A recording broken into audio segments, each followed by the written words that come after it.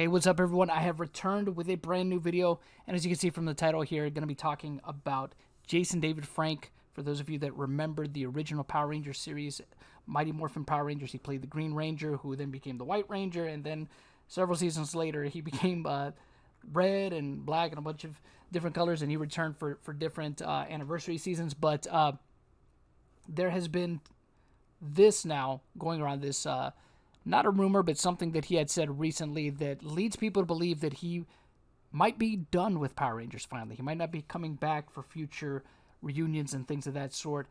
So I don't think that we can really take that at face value, even though he said, that he's done. That doesn't necessarily mean he's done. I'm sure maybe with the right amount of money, script his way, that could change. But, let's see what he had to say. So this is an article from the Illuminati. I will go ahead and link it in the description below for those of you that want to read it for yourselves. As always, there is I did kind of briefly look over it though beforehand, and there will be some typos in it, just to let you know beforehand, and I'll do my best to correct those there. So it says, Jason David Frank, who is best known for playing Tommy Oliver, said on a Facebook live stream that he is done with Power Rangers and wants to move on with other projects. According to Frank, his main focus for the time being is Legend of the White Dragon, produced by the Rising Studio, Bat in the Sun. For those of you that know, or that don't know, Bat in the Sun channel here on YouTube, they do something akin to Death Battle, but they do it in live action, and instead of using like what Death Battle does, right, where they have this criteria that they follow, they use the science and all that stuff to decide the outcome of their battles. They leave it up to the fans to vote and stuff like that. So it makes it pretty easy for somebody like Jason David Frank to make sure that Tommy wins when Tommy, the Green or White Ranger's involved in those battles, because he's just plugging away on social media about it. So video here from looks like Mr. Weenie Productions, friend of the channel there. Any updates on David Yost's reboot? And this is apparently what he said. This is the quote. There is no reboot. There is no reboot. The rumors are rumors. There's nothing going on. I have not heard, but right now I need to move on to the Legend of the White Dragon. I don't want to cover my tattoos. I'm 49 years old. 49 years old. I've done enough for the Power Rangers brand. I love it. But now with situations that happen, I'm guessing this meant to just say I'm certain there's certain people, I'm guessing that there's certain people that won't be in the reunion. If there was, I don't know. So I'm guessing he's referring to the recent incident with Austin St. John regarding his arrest. That's a whole nother ball of wax, so that we won't get into here. But it says, but I'm not saying that for me, after 30 years, I get to give you a movie that I get to wear that's me and Bat in the Sun created 10 years ago. It takes about 10 years to get things going, and I never gave up. White Dragon comes out in 2023 in March next year. When it's just like fine wine, it's under the 2-year mark, and we're perfect. Movies take 2 to 3 years, so I'll be looking for that movie too. Okay, so yeah, like I said, a little bit, couple different typos there. So as we know, yeah, that's a movie he's been working on with Bat in the Sun, a just kind of fan project off to the side there that was funded. So it's not surprising to learn about Jason David Frank saying goodbye to Power Rangers. There have been rumors suggesting that he and Hasbro may not be on the best of terms. A few years ago, Jason David Frank attempted to develop a solo Green Ranger project, which ended up getting the red light. Hasbro has absolutely no interest in developing that Green Ranger project, and Frank's known to be dissatisfied with Hasbro's direction. He's been very frank, I'm sure there was no pun intended there, about it across his social media platforms. To add more fuel to the fire, Austin St. John was invited to return in Power Rangers Beast Morphers instead of him. So okay, let's just address this right now. Okay, this is something that I had seen too. He has been very openly critical of Hasbro, although he has also worked with Hasbro at their booth. I believe in 2018 he signed at the Hasbro Pulse booth at one of the conventions they were at. It might have even been San Diego Comic-Con, but I'm not for certain.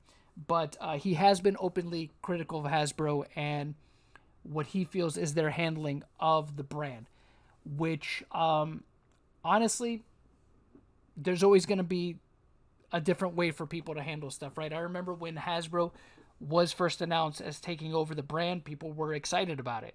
And then, some people not so excited about it. And then some people changed their opinion of that. It's kind of the same like when Disney first got a hold of the brand, right? People were very critical. Oh, Disney, blah. Oh, okay, Saban took it back. Saban bought it back. And then people complained that Saban taking it back might have not been the best thing because it's so dumbed down now. Disney people had a new level of appreciation for the Disney for some of the Disney seasons and how they were written and things like that. So people are always going to be kind of wishy-washy when it comes to stuff like that.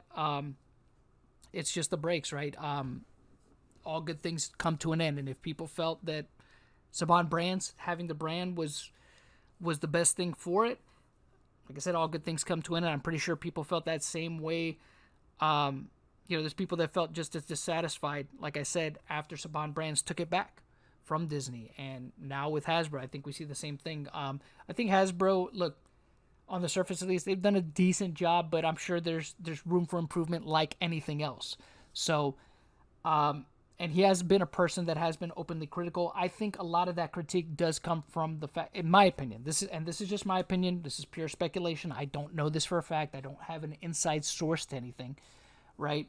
But I will say, at least from a surface level, I believe that the reason why he's been so openly critical about Hasbro with the brand is because they do not cater to him the same way the Saban Brands did. That's just my opinion. I could be completely off the mark with that, but if you look at it, he had a very strong relationship with Saban Brands, and by extension, that gave him a very good relationship with Bandai, right? Because that came as a package deal, right? So I think because Hasbro has been a little bit more open and having other people be ambassadors for the Power Rangers brand outside of him, and he's not the only one in the spotlight anymore. Maybe that's why. Again, just my opinion as somebody from looking at it from the outside, because I've seen other Rangers go to the Hasbro booth and sign at the Hasbro booth outside of just him, right? Have been able to be ambassadors. Some of the OG Rangers, some other OG Rangers from other seasons have been able to be ambassadors for the brand outside of him. So, so it says, that's another thing too. Maybe that has something to do with it, with Austin St. John being invited to return to Beast Morphers, possibly, because it seems like he always wants to be involved. Look, it's the thing he's best known for, so I could understand that, him wanting to stay relevant by being introduced to a whole new generation of fans.